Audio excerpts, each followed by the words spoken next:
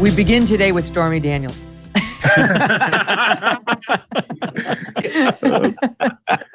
She's, of course, at the center of the Trump indictment. She's the one who took the hush money payout that Trump's alleged to have given.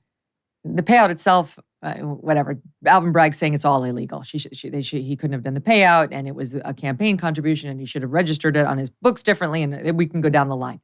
But she testified before the grand jury, and now she's given a sit-down to Piers Morgan, which is airing later today.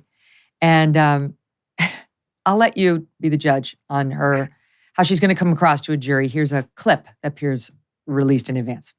Would it give you any kind of closure with your time involving Donald Trump to see him jailed? Specific to my case, I don't think that his crimes against me are worthy of incarceration. I feel like the other things that he has done, if he is found guilty, absolutely, because a bigger problem is that if these allegations against him or whatever else that we don't know yet, he is found guilty or the evidence suggests that he is or whatever, and he doesn't, that it's going to just basically, I mean, it opens the door for other people to think they can get away with doing that. I mean, it's like listening to Elena Kagan, right? It's another root-based Sandra Day O'Connor. One of the brilliant minds of our time and an orator. I mean, wow, was that well spoken, fellas? I feel like we just learned something here. The allegations. Yeah, I also like with the crimes against me. What was the crime against you? Taking all of the money? That was the crime? You want to ask a lot of questions about what the crime against her was. That's exactly right, Duncan. What are the crimes against you? Aren't you the one who had an affair with a married man after a lifetime starring in flicks like Summer Hummer? And then tried to extort the man before he ran for president 10 years after your alleged interlude? Like, your research staff is really top notch. They're browsing the Stormy catalog before you go on air. That's terrific. I had some volunteers to actually go back and go in depth and actually get some scenes and some clips. Well,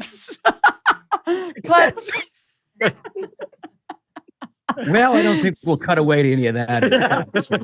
Said no. It doesn't, but it is amazing, right? Like she's now it's Piers interviewed her, but the left is celebrating this woman like she's Joan of Arc. I mean, they are like her bravery. I just tweeted this out today. What magazine is it that featured her? Hold on a second. Miranda Devine had it. It's Vogue. Vogue does with Annie Leibovitz shooting the piece, does this in-depth glamour, photo spread, pardon the pun, of Stormy Daniels. Melania Trump never got in Vogue, who had been a supermodel prior to her time as First Lady. She never got featured by Vogue, but Stormy Daniels is in there as though this woman hasn't spent a lifetime contributing to the degradation of women. Yeah, the key qualification for a feature in one of those outlets is, what are you doing for the Democratic Party? I mean, literally, that's the only thing they care about. It is a remarkable. John, you're not wrong. Look, Vanity Fair came calling to me after that August 15 debate, right? That's when they did an in-depth profile of me, and I was on their cover. And you're exactly right. It's if you find yourself on the opposite side of someone they hate, you're their cover girl, you're their glamour girl, even if, as I point out, your name is Stormy Daniels, and this is the way you've spent your life, extorting people, taking payoff monies. I mean, how could they be so pleased with her? She did keep her mouth shut. She didn't come forward before the election. She took the money and then violated the deal. And by the way, court just found she had to pay Trump's legal fees for a BS defamation case she tried to file against him. So this is now the left's poster girl for what? This New York case? Yeah, it's just, the whole thing is but if you just take like a half step back, it feels like we seamlessly just transitioned back into this bizarre reality show where it's like filled with incomprehensible idiocy.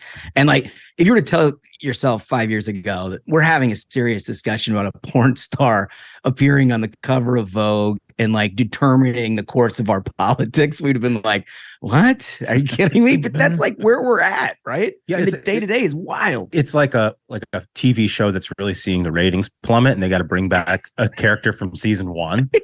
you know? I mean, it is. It's like we're living, 2017 over again like Groundhog Day. Totally. I think like a little bit of a different take is, as you mentioned, Megyn, she just, the Ninth Circuit ruled she has to pay another 100,000 something to President Trump on top of the roughly 500,000.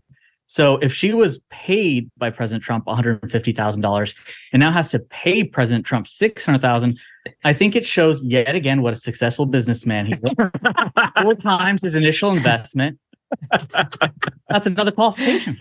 And honestly, if you look at her like Twitter feed, you can't if you're under 18, but it's filthy. And the names she's calling Trump, absolutely filthy. And he gives as good as he gets, as you know. He's not nice to her either.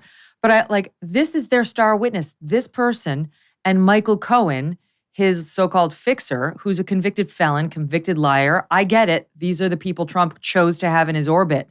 But it's not bad for him that these are his lead accusers.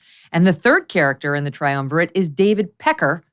Sorry, I actually worked with a man named Harry Johnson. We talked about this at work, at dinner. Harry Johnson. David, why would you keep the last name Pecker? If we have any listeners whose last name is Pecker, could you call in? Why would you keep that last name? Sure, to Peck. They're proud of their family. Also, you kidding? It's a long line of Peckers. Also, I want to know their experience in middle school. He ran this tabloid empire. So anyway, this is the cast of characters. Now, in the meantime, oh, by the way, this is from my team. It's not just Summer Hummer. These are some of her greatest hits. Dirty Minds, Forbidden, Happy Endings. Oh, Jesus. Kink, Nymphos, Price of Lust. And we could go on. So there you go. There's a little homework for you guys. It's better than Saving Ryan's Privates, but it's only a half step above. Casablanca. Oh, man. I don't even remember what the question was. I've never been able to compost before. It always seemed too complicated and too much work and just, hassle. Not anymore, thanks to Lomi, which actually is fun. Lomi allows me to turn my food scraps into dirt with a push of a button. Lomi's a countertop electric composter that turns scraps into dirt in under 4 hours. There's no smell when it runs, and it's super quiet. Thanks to Lomi, I have way less garbage each week. Bonus. Instead, I am turning the family food waste into nutrient-rich dirt that I can then feed to my plants. Now I am composting and creating soil with the best of them. Instead of all that waste, I have a basically limitless supply of dirt from my garden, and you can join me in this endeavor. If you would like to start making a positive environmental impact or just make cleanup after dinner that much easier, Lomi is perfect for you. Go to lomi.com/MK, LOMI.com/MK, and use the promo code MK to get $50 off your Lomi. That's $50 off when you head to LOMI.com/MK and use that promo code MK at checkout. Food waste is gross. Lomi is your solution. Lomi.com/MK. Hey, thanks so much for watching. If you like what you just saw, hit the subscribe button for more clips and full episodes.